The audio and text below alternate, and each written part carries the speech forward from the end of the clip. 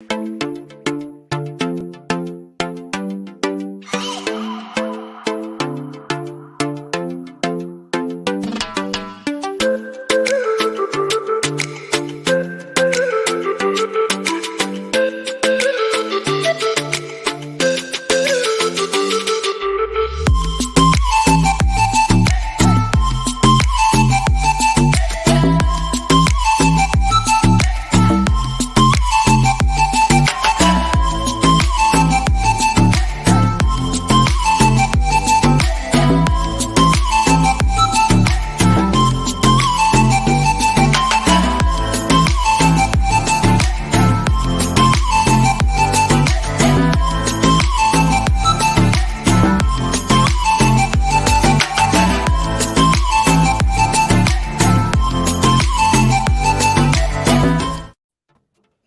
right, everybody, welcome to another Aloha Friday Live. I'm here with Bruce Carnohan, the guy in the blue shirt.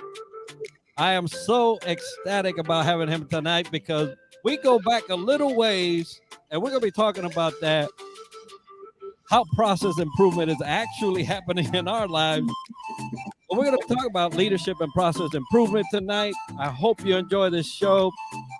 Hey, I got Bruce dancing on the other side, folks. This is East Coast, West Coast at its finest. Bruce, thank you for being with me tonight and sharing this platform. I'm excited about the process improvement conversation because we both have seen, over the last 2 years, what process improvement really is. And for those of you that are listening in, I see Chiman is in. And, for those of you that are listening, you're going to get a chuckle or two tonight because we're both comical people. But Bruce, thank you for being with me tonight. And so tell the audience, for those that may not know you, which is hard to believe right now, a little bit about you. And we're going to be talking about some things, especially that Napa shirt, here in a little bit. Right. Okay.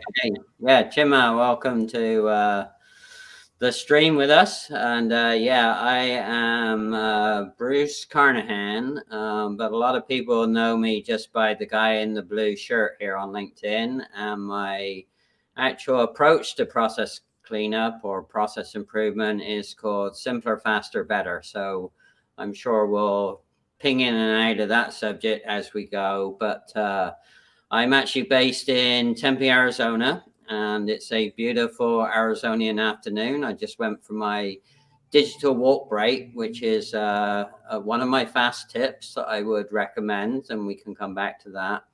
And the tie back to the Napa shirt is actually, it's an Alexander Rossi shirt from the Indianapolis Motor Speedway. And Alexander Rossi is my kind of go-to IndyCar driver. And my big, hairy, audacious goal would be, actually, I would love to work with Alexander and the team to help them on process improvement. So once in a while, I'll go ping him out here. And then in a couple of weeks, I'll be going to see Texas Motor Speedway live. So sometimes I get behind the pit wall at Texas Motor Speedway. So if I do that, I will try and track him down and just, say, hey, I'm wearing the shirt, man.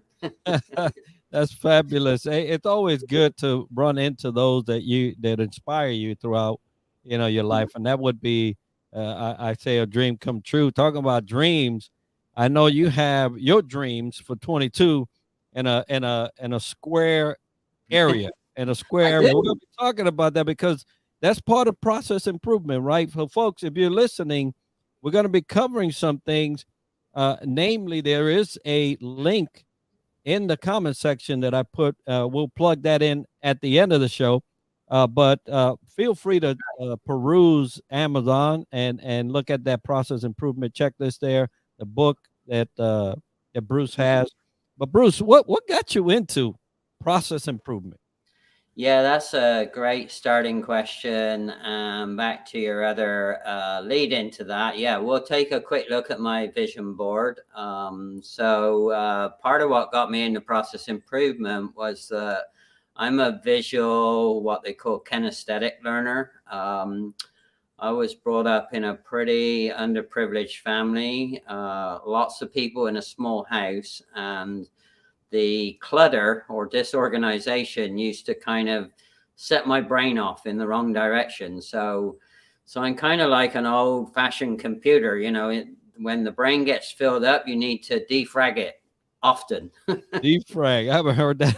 Defrag. So defragmentation is the process inside a computer that cleans it up and gets it running super well and super fast. Well, that's what used to happen to me. Too much clutter and too much closeness to people and things and space. Not that we had a lot of things. It used to drive me crazy. And what I realized was that that's part of my learn by doing approach. I'm a very hands-on practical person, even to the point where, look, see, hands-on, I was doing some stuff and got a big old welt on my hand because I did not use the first principle of process improvement, which is pre-plan what you're supposed to do. I did not have the right pair of gloves available, and I was just tidying up the yard. Well, tidying up the yard turned into digging out some old tree trunk roots that had gone all over the place. So, testament to I'm a pretty hands-on guy. Anyway, so yeah, I got to learn, because I lived in a 10-foot by 10-foot room in a house that was all female as well. So I have 4 sisters, mom, grandmother, my father was gone. And so I had to learn how to organize my life and contain my life in a pretty small amount of space with minimal stuff. And so that's what got me on the track. And then my first real life adventure was that my father used to have a small machine shop. And when he was starting out, he literally rented a garage space with 2 machines. And after high school, I used to catch the bus because we didn't have any cars or anything then. We couldn't afford that. I used to catch the public bus to his garage, and I used to run his machines from 4 in the afternoon until 8 at night, every night after high school. So that was interesting because, again, there wasn't a lot of space. There was a lot of oil and metal and swarf and all sorts of stuff being thrown all around from the machines. And so, I got the early experience of being able to not only keep the machines clean, but organize all the space around them. And because it used to drive me nuts. I mean, it would literally unfocus me. So that's how, like, clutter and disorganization, it really unfocuses me. So that's how I got into it. And I've been in it 4 decades. So I tell you, some people are wired that way. Yes. My wife is one, and I'll tell you that this place would be spotless every single day if she had her way. And if it wasn't for you living there. If it wasn't for me and my boys, because it tend to being pretty messy. But I know that it's just in her. It's in her to organize and get things decluttered. So some people are wired that way. Seems like that's your element. I do like tidy myself. Yeah, it's my thing. Hey, Raymond, thanks for hopping in, man. It's good to see. Hey, it's good to talk to some of your connections that I only see from a distance, literally, like, 2 time zones away and, thousands of miles. So great. Ray's over there in Texas doing some good stuff with the oil industry, oil and gas industry. But we're brothers in service. So thanks, Ray, for being in. And if you're on here, go ahead. Don't be shy. As we talk this process improvement. So, you're being raised in a family that's you're surrounded by females. There is a level of tidiness and difference between male and female, right? I know I have 4 daughters and 2 sons. And well, all the girls are different Right. on their own, but typically they like some tidy stuff and clean Yeah. stuff. The boys will be throwing t-shirts and drawers, shoes, and and they just going about, their business there. But Yeah. so It's funny I'll, you say that because I do have an untidy version of me, and that's I have a very strange creative streak in me. So not only creative from how I organize processes or information or whatever, but a truly creative stuff. And I didn't realize, but I can actually paint from time to time. So sometimes I will actually paint and do all sorts of different stuff. And when I do that, I mean, it's an unholy mess. I mean, there is stuff everywhere. So when I'm in creative mode, I tend to be more disorganized than organized. So, all right. So I think I'm going to continue because I think Enrique might have. Yep, Enrique had a little moment with StreamYard. We were talking about that. Talk about a great opportunity for improvement. well, actually, this actually, I did that. Oh, Sometimes, folks, we got to go onto the background. So I'll bring you in the front. I'm okay. sitting All in the right. back. But that's just an element of this. Actually, is a process improvement thing. I can put you to the front while I answer a text that came in, almost sidetracked me here.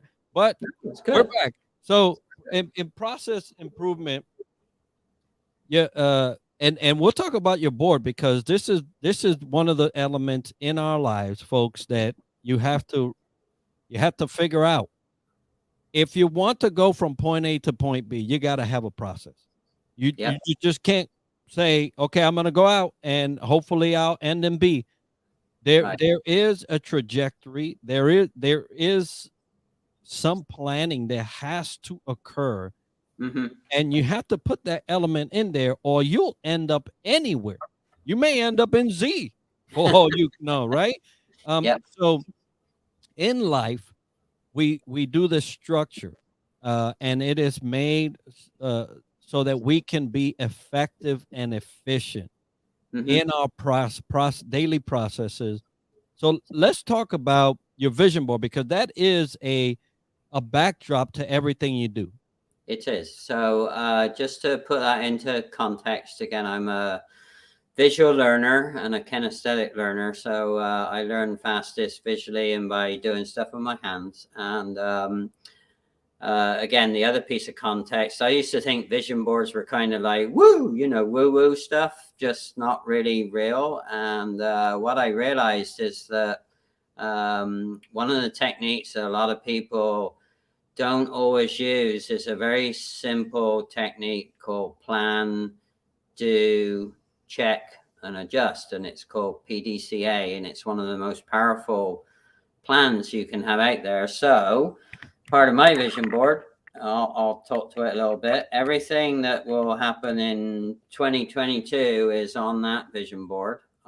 It's a mixture. So in the center is actually my written out goals and some of the step-by-step mission critical items that I have to achieve.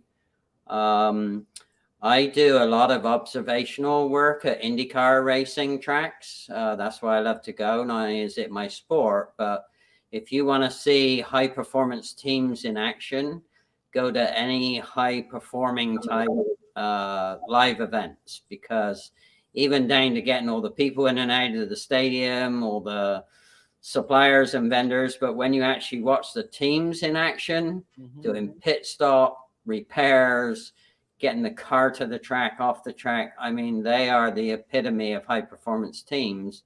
And what separates them is literally milliseconds these days. So I go do a lot of observational work at the IndyCar racing for future. So my first one's Texas Motor Speedway, which is a super speedway, in March. And in April, I'm going to the streets of Long Beach, which I can drive to. And then I'm going to do 2 others later in the season, not sure where. So that's the IndyCar thing. It's my passion. And to the right here, talk about mapping your goals. This is a letter that I wrote back in 1995 to the guy that I work for that I've known for a long, long time. He's now 80 something. And this was my letter from the Sebring racing circuit when I went to the Skip Barber Racing School. And I was writing to him about how good it was and what my intention and goals were to use racing. So again, if you don't believe things can come true, then vision boards are a great way to make them come true. And why is that true? Because they're alongside you. They're always with you. And whenever I get lost in my process, in other words, if ever I need to be reminded what's my plan is on the wall. So I don't need to get lost. I don't need to get confused. And then part of my plan on this other side of the list is what I'm going to do. So I'm going to do a certain amount of things on LinkedIn. I'm going to do a certain amount of things on TikTok. I saw that on there. Yeah. So I have the plan and the do. And then later in 2022, I'm going to go visit my key connections in Australia from LinkedIn. I have some amazing connections, and I promised them that, hey, I'll come have coffee with you, or we'll come do a LinkedIn local there. And so instead of talking about it, I'm going to do it. So that's a mighty expensive cup of coffee, folks. I'll tell you right now. Well, but the plan and the do is, then you have to say, okay, how do I check that I can do that? Well, part of my goals over here and in the doing is I have just recently figured out with a strategic partner how I can actually become my own bank, and my own bank is going to be financing these trips. Now that's what I'm talking about. Right. Hey, if you could become your own bank, you're gonna have to do a whole show on that. Yeah, well, I wouldn't be the expert. Her name's Teresa Shelton. She taught me. She's a young lady from an underprivileged family, and they kept running out of money and getting into all sorts of trouble. And she did a lot of education, and she figured out how to do what they call infinite banking. So infinite banking is going to finance all of this, and then check and adjust. So every day, this is right by my coffee maker. My coffee maker is right there, literally. So I cannot help but check myself and make adjustments to this written plan. So if I'm off track, I look at it and say, okay, what do I need to do? Oh, and by the way, little sidebar, that's a young Brucey. In the sign, it says strange above. So I'm standing with the racing car. Look at that. The racing car, as freshly out of Skip Barber Racing School, driving school. And that was at Indianapolis Raceway Park. So that's a different day. That's the day that I dropped the car off the track and, almost ended up not being with us. But I did that a couple of times. So let me take some time. And Alexandria, thank you for being with us. Hola. Alexander. And Raphael, look at this. So Raphael says he did a vision board in 2018 and 19, and everything came to fruition. It does. And just to support that, Raphael, keep going. I actually found not the board, but I found some pictures from 6 or 7 years ago. And there was one big, hairy, audacious goal, or what you call a BHAG in leadership. And I thought, so I threw the picture away. And this year it came true. So sometimes it takes a little longer than just a year or two, 6 or 7 years later.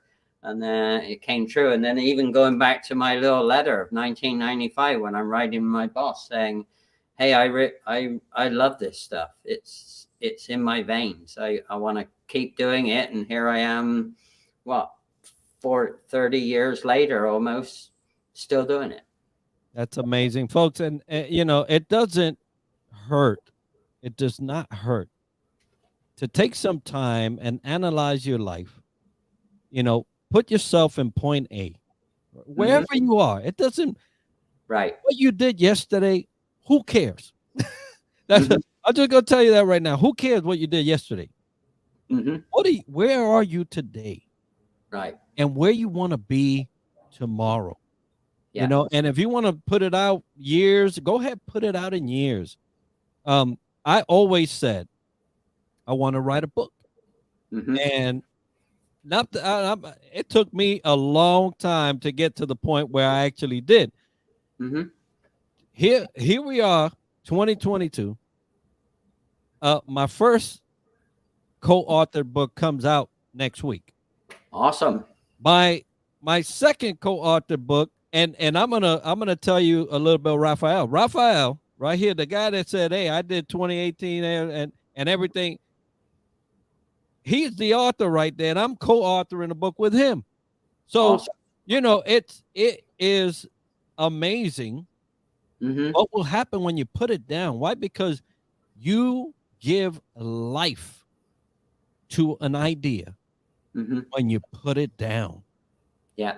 God put it down. And then, yeah. But you give, now this is what you give life to an idea, but you give birth. You bear fruit from that idea by you actually doing something, which is what you do, right? You process, improve, you put things and share those, because some people are coming in a little later. Share the acronym and the process there. Sure.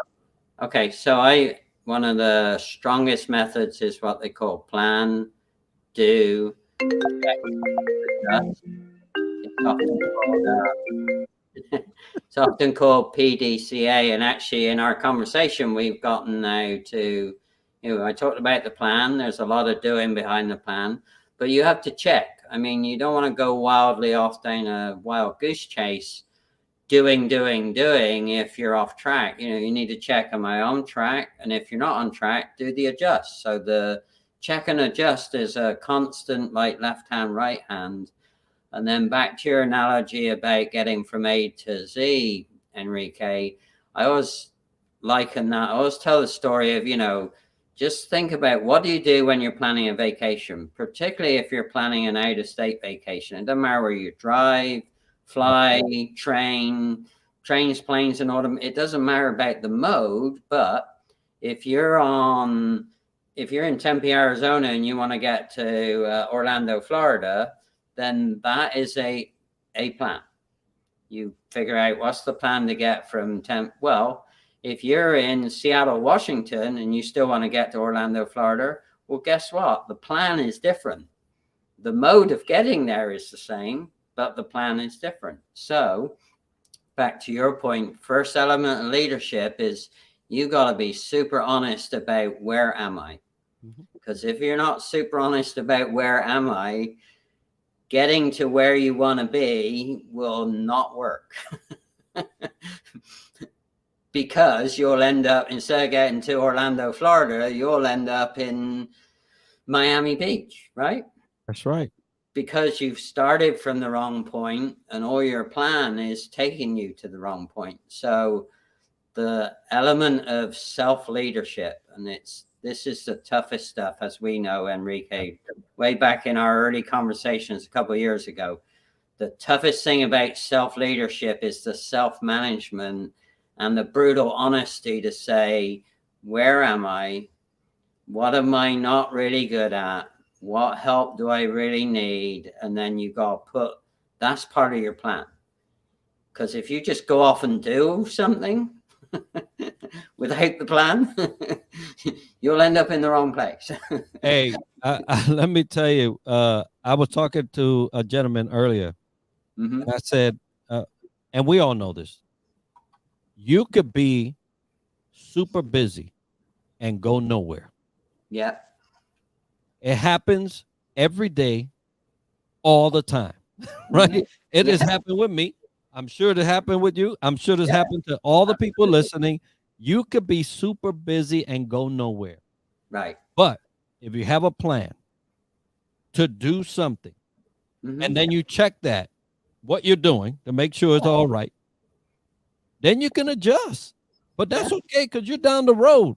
So you're no longer at A. You might be on A+ or something, right? But you're going, you're moving.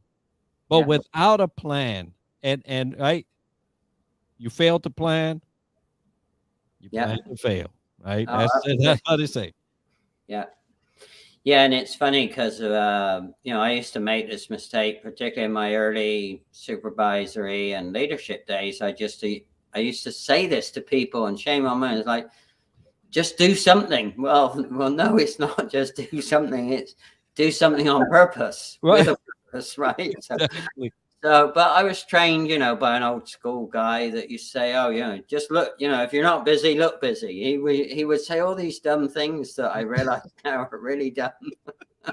And But that was the leader, right? But I repeated that cycle until Yeah. I got a little bit more aware, and it's in the check and adjust that you, and if you're off track, it's okay.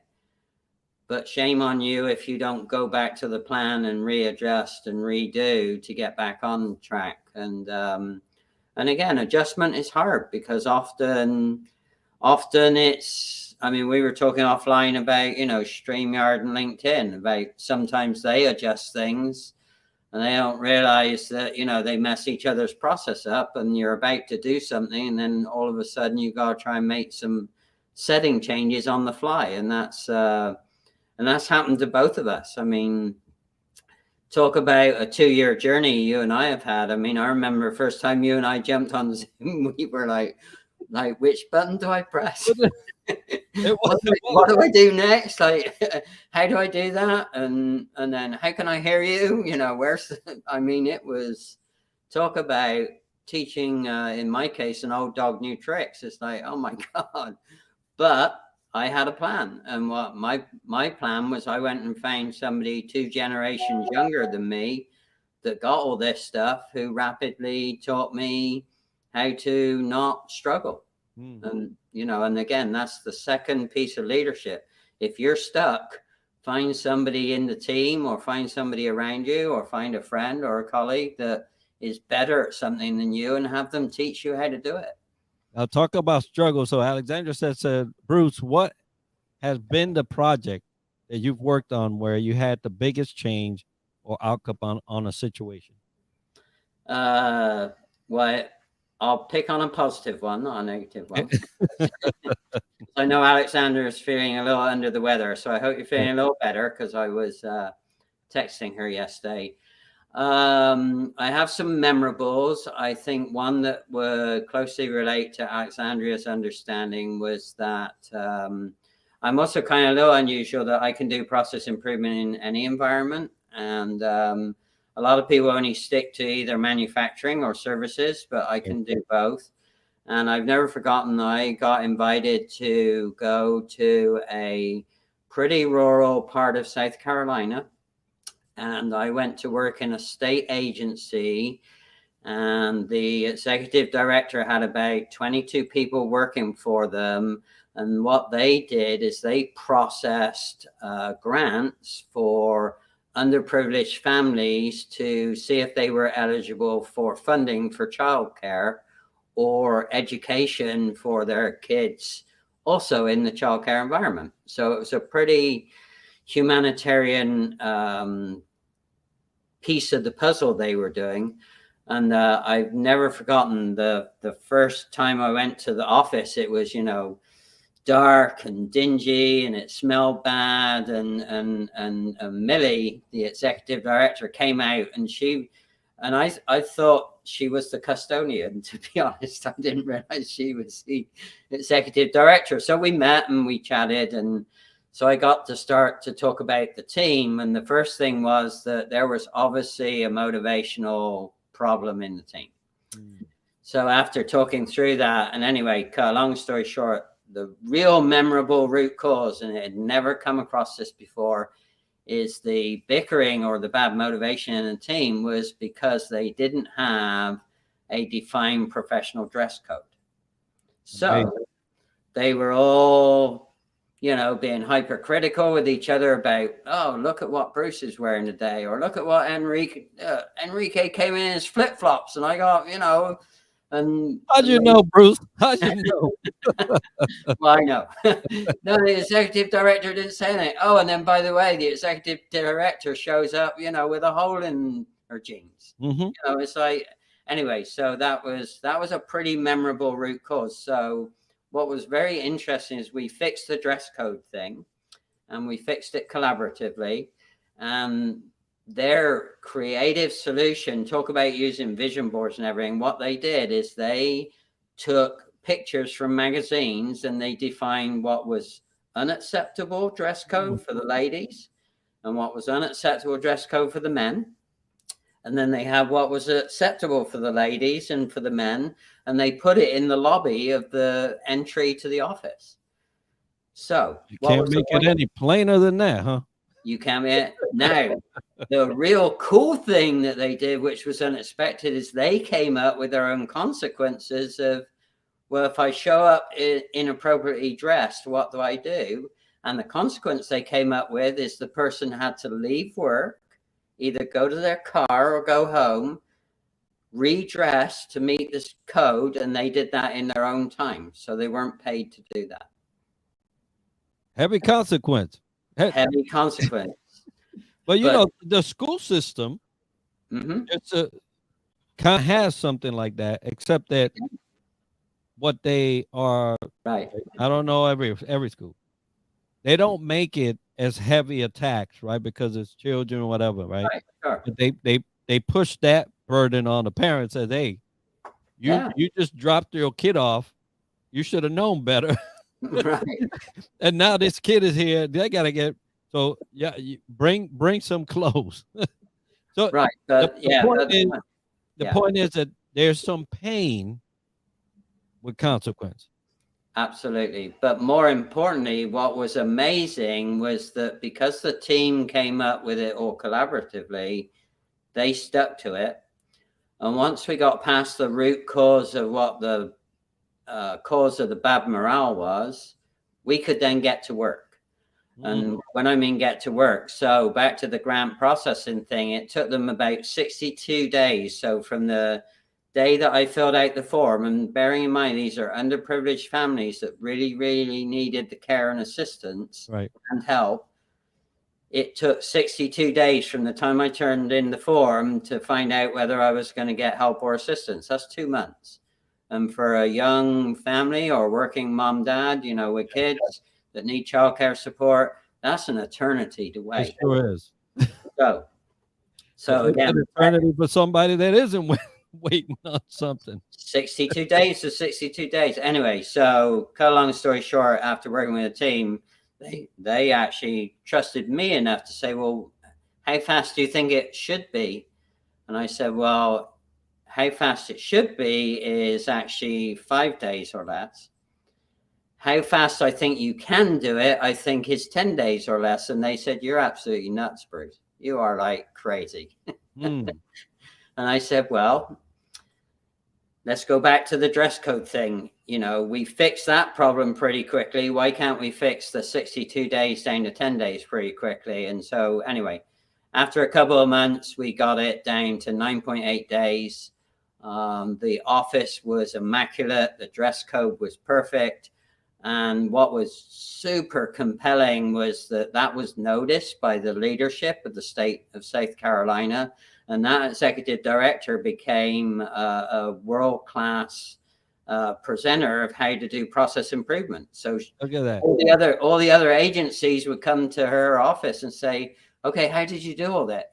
Do all this? You know, what did you do? And of course, the satisfaction of all the people applying for the grants and the assistance, it went off the charts. I mean, they were just like ecstatic. And at the end of the day, the kids and the moms and dads, very often single moms and dads, they got the help and assistance that they really, really needed.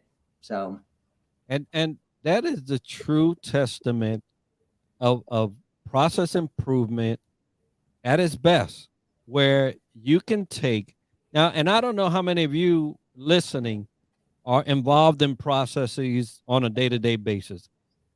Hey, just making breakfast around my house, it needs a plan, right? Because there's just a lot of people, and if everybody's doing different things, it can get pretty messy. So even that, and so, but we're talking about a program that's made, and the intention was to get this aid to these people, you know, in a speedy type of a manner. Their speedy was 62. Right, it was crawling. Hey, I guess is some kind of speed, right? Nobody said what kind of speed you wanted. It was a speed, but it wasn't the speed that would address the needs of people. And so if you're listening and maybe your processes are not at the level of meeting needs for families or whatnot, something critical like that, providing a need, providing shelter, providing clothing, providing food. Right. But the thing about process improvement is that people don't understand is that once it's implemented, it will lead you in a different direction, not from the mission, Right. but from the accolades Right. standpoint, because now this office became the stellar office, the example to the community of that organization, and more than and the basically the godsend of all other offices. This is it, and everybody's flocking to it. Well, the other thing that was really, I mentioned in the beginning of the first time I went there and did the assessment walkthrough, the office smelled bad, and it wasn't anything to do with the people. It was actually the paper. There was so much paper stacked up around the office. And I'll give you an example. By the end of cleaning up the process, we got rid of all the stacks of paper at 22 different workstations. And they had purchased 20 something 4-drawer metal cabinets to keep all the paper in. Well, we were able to get rid of almost all of those brand new 24-drawer metal cabinets that they bought because we didn't need to store 62 days worth of paper anymore. So that was a huge, and what they did is it was an entire filing cabinet room. I mean, imagine, Yeah, I remember seeing them. You remember, right? Well, the smell was coming from all the paper in the filing cabinets because it came from all over the state and, from different. Anyway, so once we got rid of all the paper, suddenly the whole office started to smell better. And then once we got rid of all the paper, they were able to clean the office. And once they started to clean the office, people took pride in their workstation. And then when they took pride in their workstation, they took even more pride in the dress code.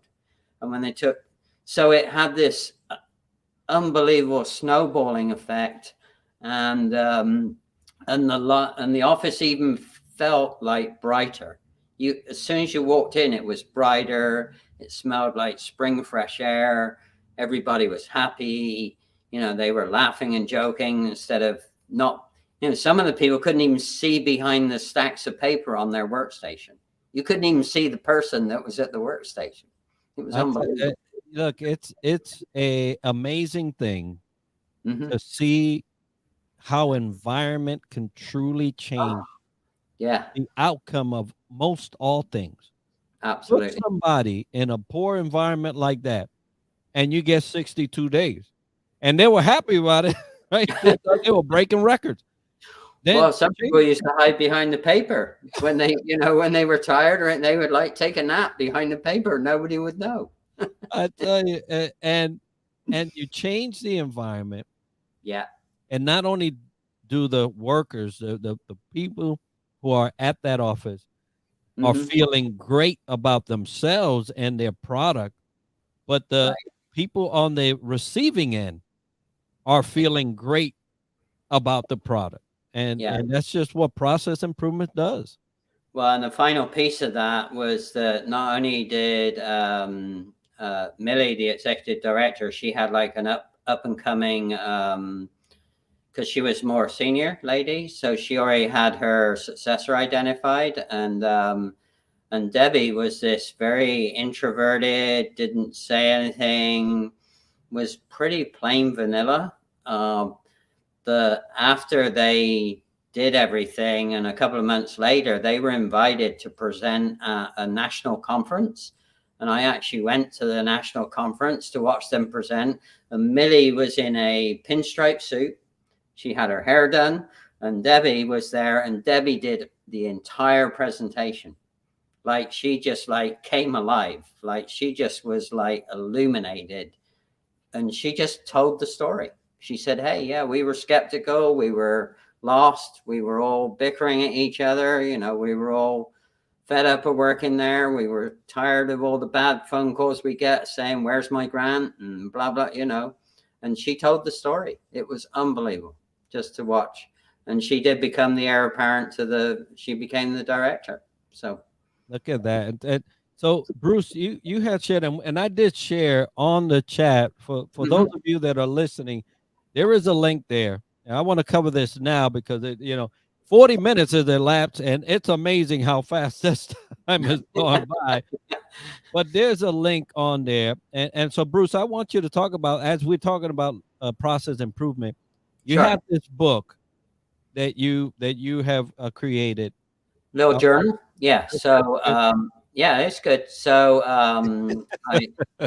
well, and this was Hallie Avolio. So some people know Hallie Avolio. She's a super gifted lady, and she had a very, very nice journal, but it was pink flowery color and yada, yada, yada. And when she sold it, Bruce, come on, Bruce. I like pink. Yeah, it's right above us. Some men do not. No, so I said to her, "Hey, how many guys do you think would feel comfortable carrying that journal around?" She said, "That's a good point." And I said to her, why don't you make it blue flowers just for fun?" Anyway, I forgot about it. Several weeks later, she sent me the graphics for the same journal, and she made it with blue and white flowers, and it was awesome. So anyway, so we started to look at, well, I wonder how many kind of aesthetically feeling male type design journals are out there, and when we look, there are hardly any. So what I decided to do is I took all the racing car colors from Alexander Rossi's racing team, so that's the colors on the cover. And what I did is, from my 4 decades of doing process improvement, a lot of it in my head sometimes, even though I have a plan, I decided to put together the 26 best fast tips.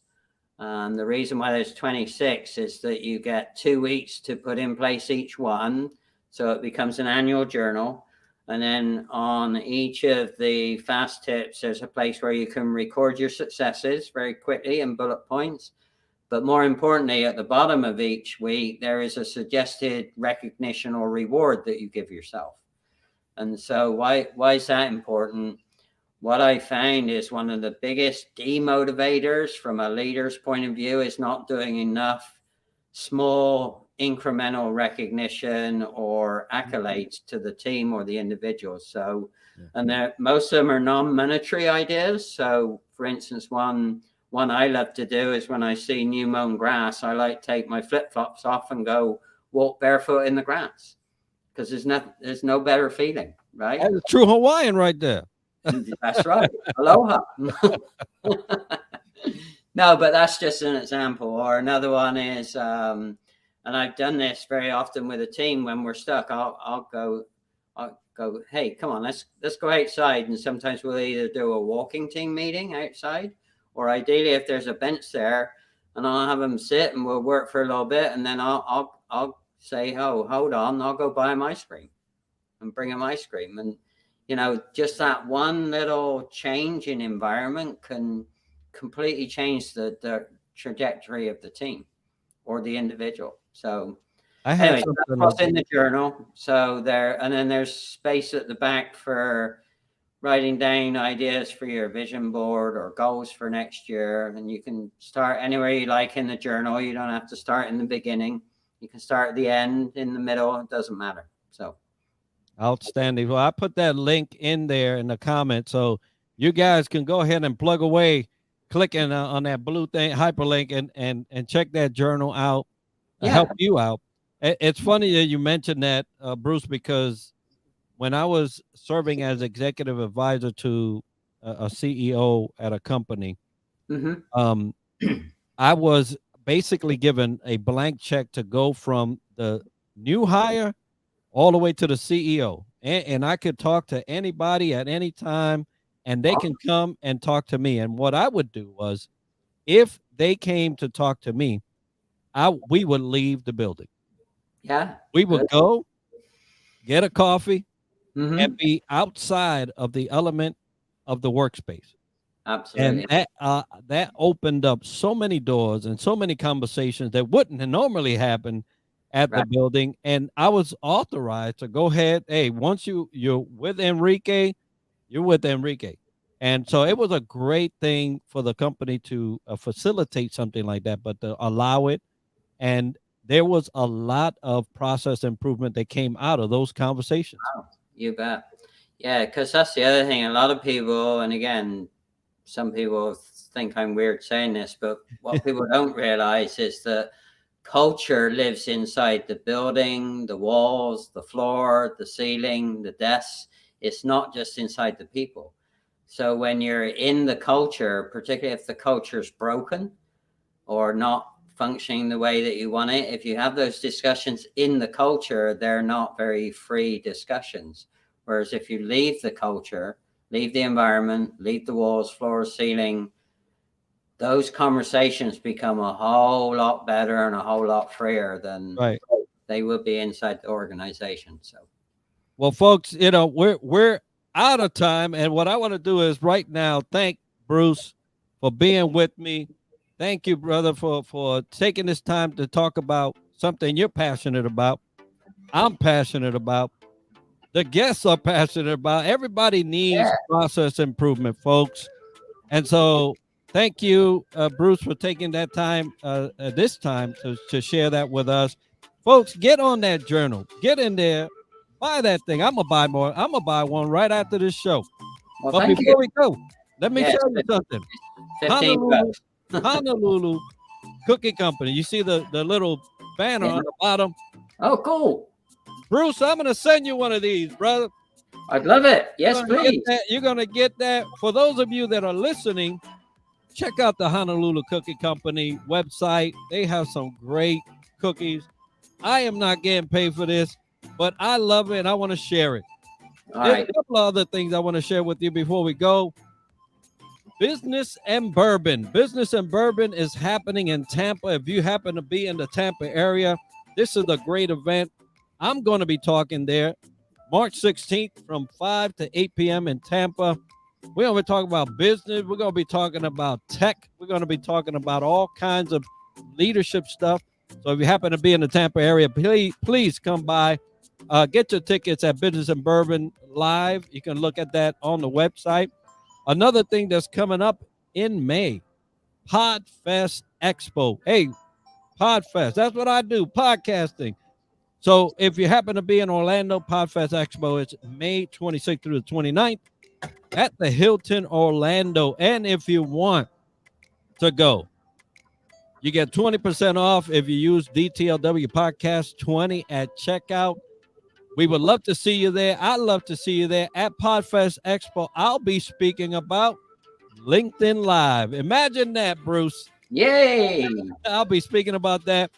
It's going to be a good time, and we would love to see you there. But for tonight, it has been Bruce Carnohan talking about process improvement. Thank you for being with us tonight. And, next week, we're going to have another guest. But in the meantime, aloha to everybody. Have a great weekend. Be safe out there, and we'll see you next week.